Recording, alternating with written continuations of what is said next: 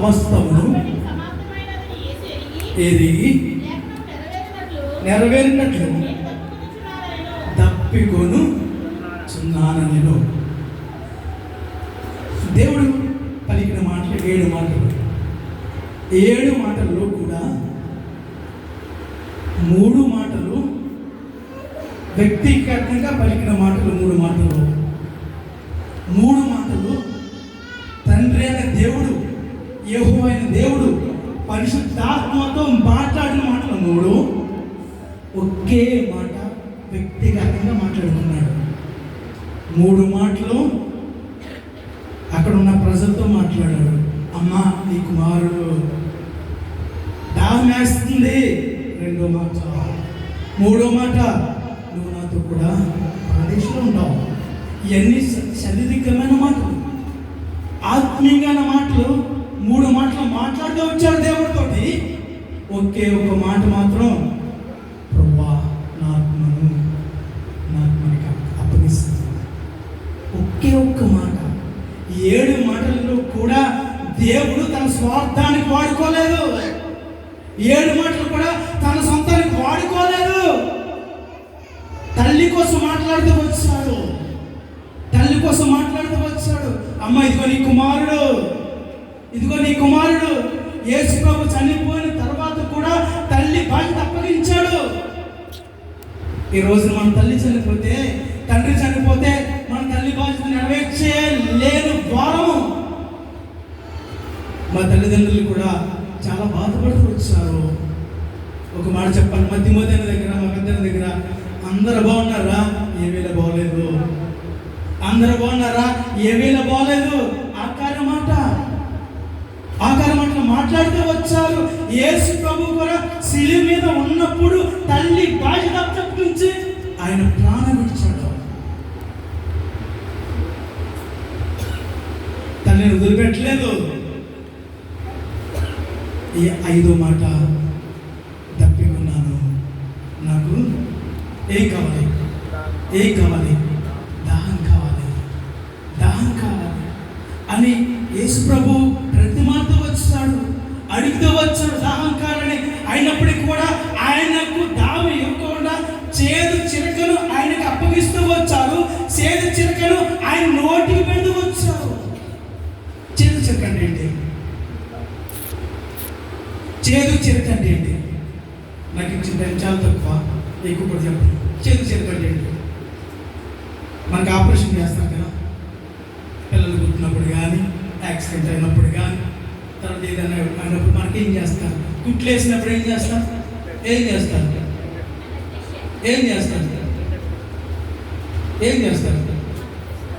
మత్తిస్తారు. దేని కొరకు? ఆ నొప్పి తెలియకోకుండా వాళ్ళు ఏం చేస్తారు? దాన్ని ఏమంటారన్నా? ప్రసరన్నా అది ఇస్తారు. సేమ్ అదే యేసు ప్రభు వారికి దాహం అన్నప్పుడు ఆయనని ఇంకా కొట్టాలి, ఆయనని ఇంకా పిడుగుదిరయ్యాలి అని కారణాన్ని బట్టి చేదు చిరకను ఆయన నోటికి ఇస్తే ఆయన తీసుకోలేదు, వదిలేశాడు. చేదు చిరకను ఆయన మింగలేదు, వదిలేశాడు. ఎందుకంటే తెలుసా, ఆయన చేదు చిరక తీసుకుంటే ఆయన శరీరం అంతా మత్తుగా ఉండి ఇంకా ఎన్నో దెబ్బలు కొట్టాలని ప్లాన్ చేశారు వాళ్ళు. యేసు ప్రభుని ఎన్ని దెబ్బలు కొట్టారు? మనకు తెలిసి ఎన్ని దెబ్బలు? 7 దెబ్బలు. అది సత్యమది? అది సత్యమా? సత్యం అంటే కానే కాదు. ఒకరు తప్పు దెబ్బలు కొట్టారు, కానీ ఎన్ని దెబ్బలు కొట్టారు తెలుసా? ఆయనను చీరల కింద వేసి లాగిన దెబ్బలు 5,870 గాయాలు కొట్టి లాగారు. లాగితే ఆయనకి దాహం వేసింది. ఎంత ఏడ్చాడు ఆయన. దాహం వేసిందనే మాట మన బైబిల్ గ్రంథంలో ఒక్కసారి రాయబడి ఉంది, కానీ రోమన్ క్యాథలిక్ బైబిల్లో 3 సార్లు రాయబడి ఉంది. మన బైబిల్ ఒక్కసారి రాయబడి ఉంది. నేను తప్పుకున్నాను, నాకు దాహం కావాలని ఒక్కసారి అడిగినట్టు బైబిల్ గ్రంథంలో ఉంది, కానీ రోమన్ క్యాథలిక్ బైబిల్లో 3 సార్లు రాయబడి ఉంది. తెలుసా?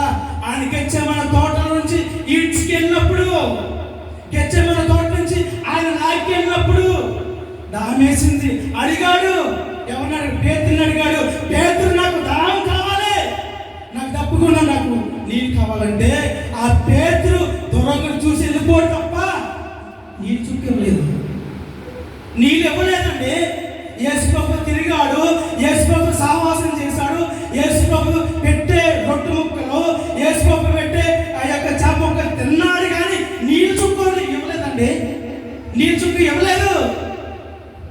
పేతురు ఈడ్చుకుంటే వెళ్ళిపోతే అలాగే చూశాడు. యేసుప్రభు రక్షించిన దేవుడు, యేసుప్రభు విడుదల చేసిన దేవుడు, కానీ దాహమని అడిగితే నీళ్ళు చుక్క కూడా ఇవ్వలేదు పేతురు. తర్వాత సిలువ మీద 150 కేజీలు సిలువ బరువు. ఎంత 150 కేజీలు సిలువ బరువు ఆయన ఎత్తుకుని వెళ్తుంటే మార్గ మధ్యలో 3 సార్లు పడిపోయిన అతను. 3 సార్లు పడిపోయినప్పుడు ఆయన తన్నారు, ఆయన గుద్దారు, ఆయన పెనుగుతులు గుచ్చి గడ్డ పట్టును లాగి మొక్క మీద ఉమ్ము వేసినప్పుడు ఆయన దాహం అన్నాడు. ఆయన దాహం అన్నాడు. పిడిగుద్దులు పెట్టి గుద్ది ఆయన శరీరం అంతా లాగి గడ్డ పట్టును లాగి ఆయన 150 కేజీలు సిలువ బరువు. మనం 50 కేజీలు 25 కేజీలు కోట బియ్యం ఇస్తే మనం తెచ్చుకోలేని బతుకు మందే. కానీ 150 కేజీలు ఆయన సిలువ భారణ మోస్తూ వచ్చాడు. అప్పుడు దాహం అని అడిగాడు, నాకు దాహం దాహం అని. కానీ నీళ్ళు ఎవరు కూడా ఇవ్వలేదు, నీరెవరు ఇవ్వలేదు. ఆఖరికి ఒక మాట పలికిస్తూ వచ్చాడు, తప్పుకున్నాను, నాకు దాహం కావాలి, నేను తప్పుకున్నాను, నాకు దాహం తీర్చు ప్రభా అనేసి అన్నాడు. వ్యక్తిగతంగా అడిగాడు, దేవుణ్ణి అడగలేదు. తండ్రి అయిన దేవుణ్ణి, యెహోవా దేవుణ్ణి, పరిశుద్ధాత్మనైన దేవుని అడగలేదు. వ్యక్తిగతంగా అక్కడ ప్రశ్నలు అడిగాడు. అదే మాట దేవుణ్ణి అడిగితే, ప్రభా నేను తప్పుకున్నాను, నాకు దాహం కావాలి, నీ కొరకు ఎంత శ్రమ పడ్డాను తెలుసు, నీ కొరకు ఎంత శ్రమ పడ్డాను ప్రభా, నీ కొరకు ఎంత శ్రమ పడుతూ వచ్చాను ప్రభా, నీ కొరకు ఎన్ని అద్భుతకాలు చేసిన ప్రభా, నీ చిత్తాన్ని నెరవేర్చుకోవడం కోసమే కదా నా ప్రాణాలను అప్పగిస్తూ వచ్చాను నీ కొరకు. నా దాహాన్ని తీర్చవా, నా దాహం తీర్చవా ప్రభు అంటే దాహం తీర్చరా? తీరుస్తాడు. అది శారీరకమైన దాహం.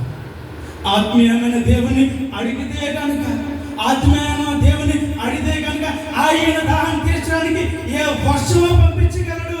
ఏలియాకి ఇచ్చిన దర్శనము, ఏలియాకి చేసిన దర్శనాన్ని బట్టి ఆయన వర్షం కురిపించాడు. ఏలియా అప్పుడు ఒక సేవకుడు, ఏలియా ఒక ప్రవక్త, కానీ జీవంగల దేవుడు, నిన్ను నన్ను సృష్టించిన దేవుడు.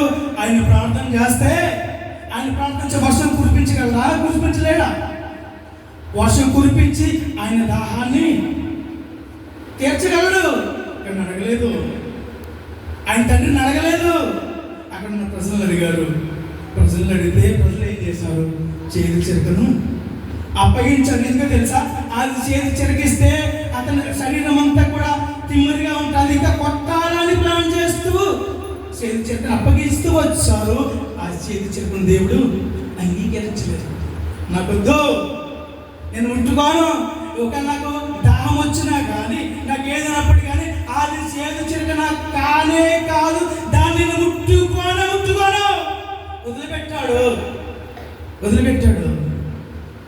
వదిలిపెట్టేసి వెళ్ళాడు. నా ప్రియ సోదరులా, నీ కొరకు నా కొరకు ఎంత కృపను చూపించిన దేవుడు, ఇంత జాలి చూపించిన దేవుడు. మన ప్రభుని ఆరాధించలేమా? ఆరాధించాలి ప్రభుని. ఆరాధించే సమయం ఆరాధించాలి. ప్రభా, నువ్వు క్షమిస్తూ వచ్చావు, నేను సిలువలో నిన్ను వేలాడదీసి నీ కొరకు ఎన్నో శ్రమలు పెట్టినప్పుడు కూడా తండ్రి వీరేమి చేర్చున్నారో వీరు ఎరుగారు కనుక వీరు క్షమించు. నువ్వు నాతో కూడా పరదేశంలో ఉంటావు. ఏలియా రామ శబక్త అని వాగ్దానం చేసిన దేవుడు. ఆరాధించు. ఈ శుక్రవారం సమయంలో ప్రభు ఇంతకాలం కూడా నేను ఎవరిని క్షమించలేకపోతూ వచ్చాను. నన్ను ప్రేమించేవాడిని నేను క్షమించలేకపోతే వచ్చాను, నన్ను కూడా ద్వేషించాను, నన్ను ప్రేమించలేని వారిగా ఉన్నాను.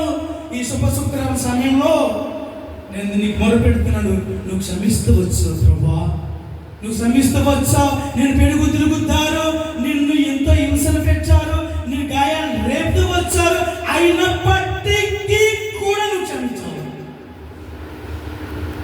అయినప్పటికీ కూడా నువ్వు శ్రమిస్తూ వచ్చావు. నీ ప్రేమ నా ముందు ఏంటి ప్రభా? మనం ఎవరైనా ఒక మాట అంటే ఏమంటాం?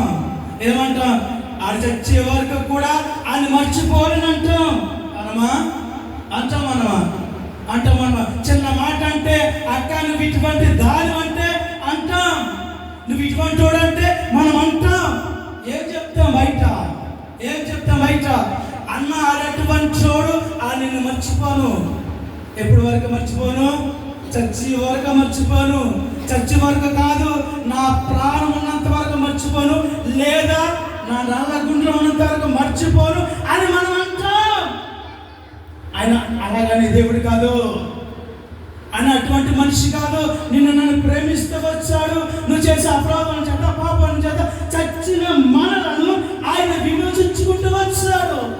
అందుని బట్టి ఆరాధించు ప్రభా, నేను పాపం చేత అపరాధం చేత నేను చచ్చిన వాడిని, నా కొరకు సిలువలో బలైపోయావు, సిలువలో బలై నా కొరకు నీ రక్తాన్ని ఇచ్చావు. అందుని బట్టి నేను ఆరాధన చేస్తా. రెండవ మాట, ప్రభువా పరలోకానికి అర్హత లేదు, నాకు పరలోకానికి వెళ్ళాలంటే నాకు ఏ స్తోమత లేదు. నీవిచ్చిన ధన్యతను బట్టి, నీవిచ్చిన కృపను బట్టి, నీవిచ్చిన రక్తాన్ని బట్టి నువ్వు నన్ను పరలోకంలో అరుడిగా చేస్తావు, కుమార్తెగా చేస్తూ వచ్చావు. అందుని బట్టి నీకు పొందను ప్రభా. తర్వాత ప్రభా తప్పికున్న నన్ను ఆత్మీయమైన జీవం ఇచ్చి, ఆత్మీయమైన వరం ఇచ్చి, నీ రాజ్యంలో నన్ను ఆత్మీయ దాహం తీర్చినందుకే నీకు వందనాలు ప్రభు అని మనం ఆరాధించాలి. ఈ మూడు మాటలతో చాలు. మొదటి మాట ప్రభువా, నేను పాపిని, తండ్రి అయినటువంటి యోగ్యత లేదు. నువ్వు ఎంతమందిని క్షమిస్తూ వచ్చో, క్షమించలేని ధన్యత నాకు లేదు, అయినప్పుడు నువ్వు క్షమిస్తూ వచ్చో అటువంటి కృప నాకు ఇచ్చావు. రెండవది కూడా నన్ను కూడా పరదేశంలో కూర్చోబెడుతూ వచ్చు. ఆ దొంగ నేను కూడా దొంగనే. పాపం చేత అపరాధం చేత ఈ లోకంలో దొంగ బ్రతుకులో జీవించే నీ రాజ్యంలో నీ కుమారునిగా నీ సొత్తుగా చేసుకుంటూ వచ్చావు. నీ సొత్తుగా ఏర్పాటు చేసుకుంటూ వచ్చావు. అబ్రాహాము కుమారుని నా సొత్తును పెట్టుకున్నావు, నా కుటుంబం ఏర్పాటు చేసుకుంటూ వచ్చావు.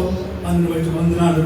మూడవదిగా తప్పికున్న నన్ను దాహం తీర్చలేని పరిస్థితి, ఎవరు లేని పరిస్థితిలో ఆత్మీయ దాహాన్ని ఇచ్చి నీ విలువైన రక్తాన్ని, విలువైన శరీరాన్ని నాకు దప్పిక తీర్చినందుకే వందనాలు.